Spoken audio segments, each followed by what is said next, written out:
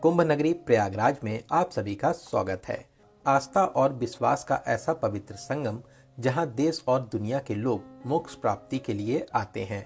दोस्तों, 2026 का माघ मेला अपने आप में ही अनोखा है, क्योंकि महाकुंभ 2025 के बाद ये पहला माघ मेला है। शासन और प्रशासन ने इसे मिनी कुंभ के स्वरूप में आयोजित कर रहे हैं। इस बार की व्यवस्थाएं अन्य माघ मेलों से एकदम अलग हैं, इसीलिए इसे महामाघ मेला भी कहा जा रहा है। इस बार यहाँ पर 12 से 15 करोड़ लोगों के आने की उम्मीद लगाई जा रही है। तो दोस्तों, आज मैं आपको माघ मेला यात्रा की संपूर्ण जानकारी बताऊंगा। इस वीडियो में यहाँ तक पहुँचने, रुकने, दर्शन, स्नान, खाने पीने के साथ साथ यात्रा में लगने वाले संपूर्ण बजट की बात करेंगे। तो चलिए महादेव जी का नाम लेके शुरू करते हैं आज की इस पावन यात्रा को। दोस्तों, प्रयागराज को तीर्थों का राजा कहा जाता है। यहाँ पर माँ गंगा, यमुना और अदृश्य सरस्वती का पावन संगम होता है, जिसे त्रिवेणी संगम कहते हैं। त्रिवेणी संगम में स्नान करने का विशेष महत्व माना जाता है। हम सभी की आस्था है, यहाँ पर स्नान करने से मोक्ष की प्राप्ति होती है। दोस्तों, इस बार का माघ मेला 7 सेक्टरों के साथ साथ 800 हेक्टेयर में फैला हुआ है। साथ ही गंगा जी को पार करने के लिए 9 पीपा पुलों का निर्माण भी किया गया है। तो चलिए फिर वीडियो में आगे बढ़ते हैं और एकदम शुरू से शुरू करते हैं और जानते हैं आप यहाँ तक कैसे पहुँचेंगे। प्रयागराज तक आने का सबसे अच्छा और आसान तरीका है ट्रेन का। यहाँ पर प्रयागराज जंक्शन, प्रयागराज छुकी, प्रयाग जंक्शन, प्रयागराज रामबाग, प्रयागराज संगम के साथ साथ और भी स्टेशन बने हुए हैं। सभी रेलवे स्टेशन के बाहर से मेला क्षेत्र के लिए ऑटो और ई रिक्शा मिल जाते हैं। दोस्तों, शाही स्नान के दिन ज्यादा भीड़ होने पर आपको 1 से 2 किलोमीटर पैदल भी चलना पड़ सकता है, वरना अन्य दिनों में आप ऑटो या कार से संगम क्षेत्र तक पहुंच जाएंगे। वहीं मेले के दौरान शहर में शटल बस सर्विस भी चलती है और इस बार मेला क्षेत्र में गोल्फ कार्ट भी चलेंगी, तो आपको यहाँ तक पहुँचने में कोई भी प्रॉब्लम नहीं होगी। वहीं बहुत से लोग अपनी खुद की कार से भी यहाँ तक आते हैं। मेला क्षेत्र में 40 से ज्यादा पार्किंग स्थल बनाए गए हैं। वहीं अगर आप फ्लाइट से आना चाहते हैं तो प्रयागराज में भी एयरपोर्ट है। इसके अलावा लखनऊ, बनारस, अयोध्या एयरपोर्ट की कनेक्टिविटी भी बहुत अच्छी है। आप किसी भी माध्यम से यहाँ तक आ सकते हैं। तो चलिए अब बात करते हैं रुकने के लिए होटल कहाँ पर लेना चाहिए। दोस्तों, ऐसे तो ज्यादातर लोग सुबह सुबह प्रयागराज आ जाते हैं, पूरा दिन स्नान और दर्शन करने के बाद में शाम को वापसी कर लेते हैं। इसके अलावा सभी रेलवे स्टेशन पर भी रुकने की अच्छी व्यवस्था मिल जाती है। फिर भी अगर आप होटल में रुकना चाहते हैं तो आप प्रयागराज जंक्शन के आसपास, रामबाग स्टेशन के आसपास, चुंगी के पास में या फिर सिविल लाइंस में होटल ले सकते हैं। यहाँ पर नॉर्मल होटल्स की स्टार्टिंग 2000 से 2500 रुपए में हो जाती है। इसके अलावा 5000, 10,000, 20,000 तक के बजट में रूम्स मिल जाते हैं। वहीं परेड ग्राउंड के सामने बहराना में कुछ धर्मशाला भी बने हुए हैं। अगर आप मेला क्षेत्र में रुकने की सोच रहे हैं तो मेला क्षेत्र में भी जन आश्रय केंद्र बने हुए हैं। यहाँ पे मात्र 100 से 200 रुपए देकर आप रुक सकते हैं, लेकिन आप अपने साथ में आधार कार्ड और एक मोबाइल नंबर जरूर रखें। तो चलिए अब हम लोग स्नान और दर्शन की बात करते हैं। दोस्तों, इस बार का माघ मेला 3 जनवरी पौष पूर्णिमा से शुरू होकर 15 फरवरी महाशिवरात्रि तक 44 दिनों तक चलेगा। मेले में कुछ प्रमुख स्नान भी होते हैं, जिसे शाही स्नान कहते हैं। पहला शाही स्नान 3 जनवरी पौष पूर्णिमा, दूसरा शाही स्नान 14 जनवरी मकर संक्रांति, तीसरा 18 जनवरी मौनी अमावस्या, चौथा 23 जनवरी बसंत पंचमी, पांचवा 1 फरवरी माघी पूर्णिमा और अंतिम शाही स्नान 15 फरवरी महाशिवरात्रि पर पड़ेगा। दोस्तों, यहाँ पर स्नान करने के लिए गंगा जी के किनारे किनारे बहुत से घाट बने हुए हैं। दोस्तों, अभी हम लोग मौजूद हैं यहाँ के किला घाट पर। ये एक पक्का घाट बना हुआ है। यहाँ पर और भी घाट बने हुए हैं जहाँ से आप नाव लेकर संगम तक जा सकते हैं। इसके अलावा पूरे ही गंगा जी के किनारे ऐसे ही कच्चे घाट बने हुए हैं। आप यहाँ पर भी आकर स्नान कर सकते हैं। दोस्तों, अभी हम लोग संगम नोच पर मौजूद हैं। यहाँ पर आप पीछे भीड़ देख सकते हैं। मैक्सिमम लोग यहाँ पर भी गंगा जी में स्नान करते हैं। अगर आप संगम तक नहीं जा रहे हैं तो यहाँ पर आकर आराम से स्नान करके आस्था की पावन डुबकी लगा सकते हैं। तो चलिए अब हम लोग नाव से संगम की ओर चलते हैं। दोस्तों इस टाइम हम लोग माघ मेला 2026 में आए हुए हैं और अब हम लोग अपनी बोटिंग का मजा ले रहे हैं और यहाँ से हम लोग चलेंगे संगम की ओर। बोट के चार्जेस की बात करें ऐसे तो यहाँ पर बहुत ज़्यादा मांगते हैं, लेकिन आप बार्गेनिंग करने के साथ साथ 100 रुपये पर पर्सन ही दीजिए। इसके अलावा अगर आप ग्रुप में हैं तो और भी कम हो सकता है। जब आप बोटिंग से संगम की ओर जाते हैं तो यहाँ के साइबेरियन पक्षी चहचहाते हुए आपका स्वागत भी करते हैं, तो आप इनको दाना भी जरूर खिलाएं। दोस्तों आप संगम पर आस्था की पावन डुबकी लगाकर खुद को धन्य कर सकते हैं। बहुत ही निर्मल और पवित्र संगम है, तो आप भी बहुत ही जल्दी प्लान बनाकर इस पावन माघ मेले में आकर स्नान कर सकते हैं। तो चलिए संगम या फिर संगम नोच पर गंगा जी में स्नान करने के बाद में अब हम लोग बात करते हैं यहाँ पर और कहाँ आप दर्शन आदि कर सकते हैं। दोस्तों यहीं पर किला बना हुआ है और किले के अंदर विश्व प्रसिद्ध अक्षय वट और पातालपुरी मंदिर हैं। ये अक्षय वट एक पौराणिक और पवित्र बरगद का पेड़ है जो हिंदू धर्म में विशेष महत्व रखता है। मान्यताओं के अनुसार वनवास के दौरान भगवान राम और माता सीता ने यहीं पर विश्राम किया था। यहाँ का पातालपुरी मंदिर भी बहुत ही प्राचीन है, साथ ही साथ यहाँ पर कई वट वृक्ष भी हैं।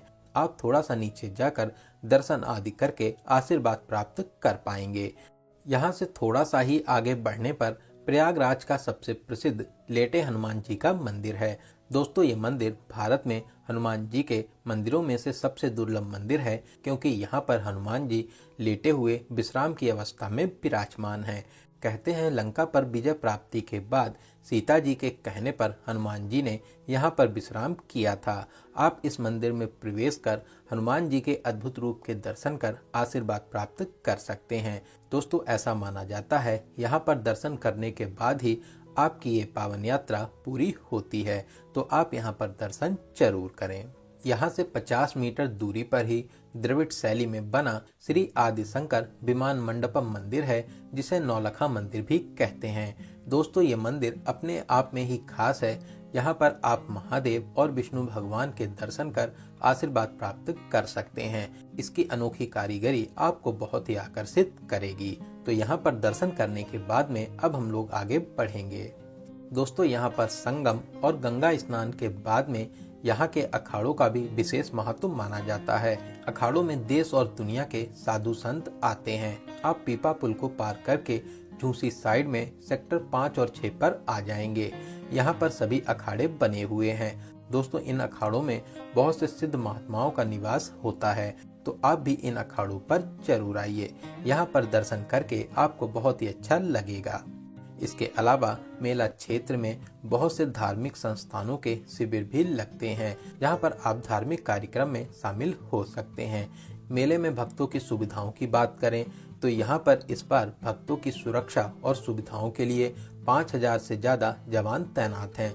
साथ ही साथ कई सुविधा केंद्र भी बने हुए हैं, जहाँ पर हर तरीके की आपको मदद मिलती है। मेले में आप रेलवे प्रदर्शनी भी देख सकते हैं। साथ ही साथ यहाँ पर आपको रेलवे के टिकट भी मिल जाएंगे। तो मेले में आपको हर तरीके की सुविधाएं मिलेंगी। तो अब हम लोग बात करते हैं उन दर्शनीय स्थल की जो यहाँ से कुछ किलोमीटर दूरी पर स्थित हैं। आप चाहे तो एक ऑटो बुक कर लीजिए या फिर 20 से 30 रुपए देकर एक स्थान से दूसरे स्थान तक जा सकते हैं। तो चलिए सबसे पहले हम लोग चलेंगे श्री अलोपी माता मंदिर, जिसे अलोप शंकरी देवी मंदिर भी कहते हैं। दोस्तों ये मंदिर एक सिद्ध पीठ है। पौराणिक कथाओं और मान्यताओं के अनुसार यहाँ पर माता सती का दाहिने हाथ का पंजा गिरकर लुप्त हो गया था। मुख्य मंदिर में कोई भी मूर्ति नहीं है। यहाँ पर पालने, जिसे झूला कहते हैं, उसकी पूजा होती है। आप यहाँ पर दर्शन आदि करके आशीर्वाद प्राप्त कर सकते हैं। ये मंदिर भी बहुत ही प्यारी शैली में बना हुआ है। तो यहाँ से आगे बढ़ते हुए अब हम लोग प्राचीन नाग वासुकी मंदिर पर आ चुके हैं। दोस्तों ये मंदिर नागों के राजा भगवान वासुकी जी को समर्पित है। मान्यताओं के अनुसार समुद्र मंथन में वासुकी जी को ही रस्सी के रूप में प्रयोग किया गया था।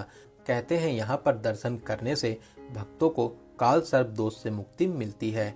ये मंदिर भी प्रयागराज के सबसे अलौकिक और दिव्य मंदिरों में से एक है।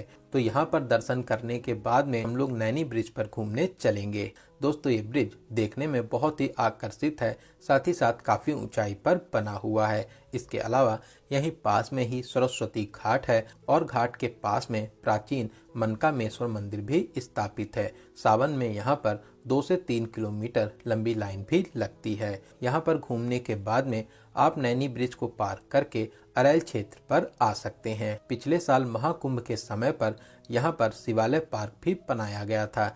यहाँ पर आप 12 ज्योतिर्लिंगों के दर्शन करने के साथ साथ और भी मंदिरों में दर्शन कर सकते हैं।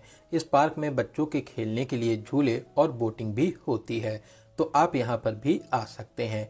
तो चलिए यहाँ पर घूमने के बाद में अब हम लोग चलेंगे भरद्वाज पार्क और आश्रम, जो यहाँ से 5 किलोमीटर दूर यूनिवर्सिटी साइड में स्थित है। दोस्तों ये पार्क प्रयागराज के मुख्य पार्कों में से एक है। साथ ही साथ यहाँ का आश्रम पौराणिक कथाओं से जुड़ा हुआ है। वनवास के दौरान भगवान राम, माता सीता और लक्ष्मण जी ने महर्षि जी से भेंट करने के बाद में चित्रकूट के लिए प्रस्थान किया था। यहाँ पर बने पार्क में आप अच्छे से घूम सकते हैं। यहाँ से लगभग 1 किलोमीटर दूरी पर प्रयागराज का सबसे बड़ा और प्रमुख पार्क कंपनी गार्डन भी स्थित है, जिसे आजाद पार्क भी कहते हैं। दोस्तों इस पार्क में हमारे महान क्रांतिकारी चंद्रशेखर आजाद जी ने अंग्रेजों से लड़ते हुए अपना सर्वोच्च बलिदान दिया था। पार्क में आपको बहुत सी फुलवारियां देखने को भी मिलती हैं। साथ ही साथ पार्क के बीचों बीच में आजाद जी की प्रतिमा भी स्थापित है। आप उनको श्रद्धापूर्वक नमन भी कर सकते हैं। तो दोस्तों इन सभी प्रमुख स्थानों के अलावा भी प्रयागराज में और भी दर्शनीय स्थल हैं। आप वहां पर भी अपने समय के अनुसार घूमने जा सकते हैं। तो चलिए अब हम लोग बात करते हैं खाने पीने की। दोस्तों यहाँ पर आपको बहुत से छोटे बड़े रेस्टोरेंट मिल जाएंगे। साथ ही साथ मेले में भी आपको खाने पीने की बहुत सी सुविधाएं भी मिलती हैं। इसके अलावा बहुत से शिविरों और अखाड़ों में लंगर भी आयोजित होता है, तो आपको यहाँ पर खाने पीने की कोई भी प्रॉब्लम नहीं होगी। बात करें आपको कितने दिनों का प्लान बनाना चाहिए। दोस्तों ऐसे तो आप यहाँ पर सुबह आकर पूरा दिन घूमने के बाद में शाम को वापसी कर सकते हैं। इसके अलावा आप यहाँ पर 2 डेज और 1 नाइट का प्लान बनाकर प्रयागराज को बहुत ही अच्छे तरीके से कवर कर लेंगे। बात करें बजट की, अगर आप यहाँ पर सुबह आकर शाम को वापसी कर लेते हैं तो 1000 से 1200 रुपए प्लस ट्रेन टिकट में इस पावन यात्रा को पूरा कर लेंगे। इसके अलावा अगर आप यहाँ पर 2 डेज और 1 नाइट का प्लान बनाते हैं, साथ ही साथ होटल में रुकते हैं, तो 1500 से 2000 रुपए plus hotel charges plus train ticket के बजट में आप इस पावन यात्रा को पूरा कर लेंगे। दोस्तों अगर आपको वीडियो की जानकारी हेल्पफुल लगी हो तो वीडियो को लाइक और चैनल को सब्सक्राइब जरूर करें। तो चलिए दोस्तों अब मिलते हैं किसी ऐसे ही इंफॉर्मेटिव वीडियोस में। तब तक आप अपना और अपने परिवार का बहुत ज़्यादा ख्याल रखें। आपकी यात्रा सफल, सुगम और मंगलमय हो। जय हिंद, जय भारत, हर हर महादेव।